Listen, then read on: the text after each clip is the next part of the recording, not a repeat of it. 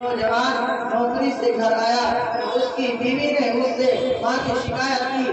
نوجوان کو غصہ آیا اور ماں کو مارنے کے لیے گیا تو بیچاری بوڑھی ماں نماز پڑھ رہی تھی۔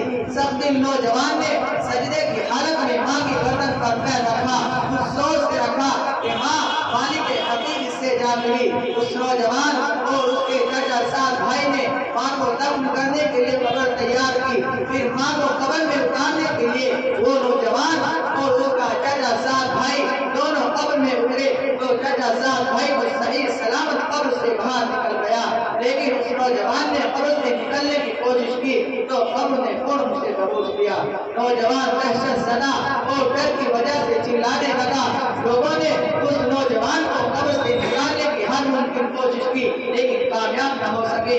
بہت سارے لوگوں نے اس نوجوان کے لیے دعا کی لیکن کسی کی دعا کارگر نہ ہوئی۔ آخرکار نوجوان تڑپ تڑپ کر مر گیا۔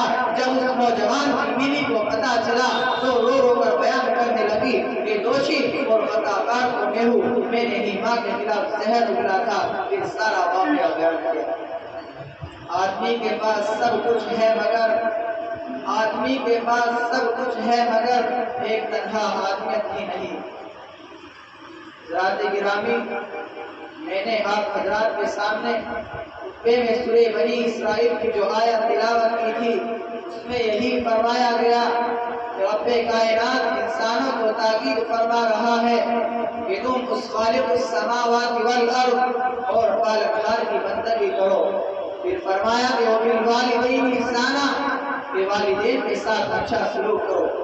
اسی پر اکتفا نہیں کیا بلکہ آگے اور ارشاد فرمایا اِنَّا يَبْلُغَنَّ عِندَكَ الْكِبَرَ أَحَدُهُمَا أَوْ كِلَاهُمَا فَلَا تَقُل لَّهُمَا أُفٍّ وَلَا تَنْهَرْهُمَا وَقُل لَّهُمَا قَوْلًا كَرِيمًا۔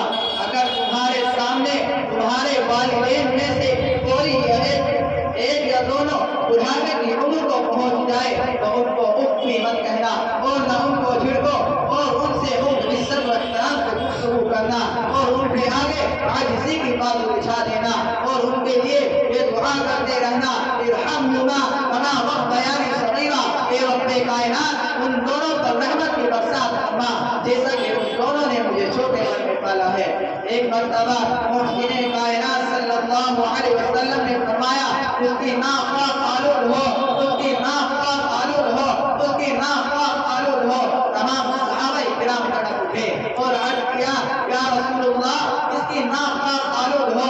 آپ نے جواب میں فرمایا من ادرک والدیہ عند الکبر احدہما او کلاہما ثم لم يدخل الجنہ، اس شخص کی ناک پاک آلود ہو جس نے اپنے والدین میں سے کسی ایک کو یا دونوں کو بڑھاپے کے عالم میں پایا ہو پھر بھی ان کی خدمت کر کے اپنے آپ کو جنت کا حقدار مستحق نہ بنایا ہو۔ والدین کی خدمت کرنا فرض ہے، رب کائنات کے کلام سے ثابت ہے، محسن کائنات کے کلام سے ثابت ہے، صحابہ کرام کے اقوال سے ثابت ہے، ائمہ مجتہدین کے اقوال سے ثابت ہے۔ میں اپنی تقریر کو اس سے بات کرتا ہوں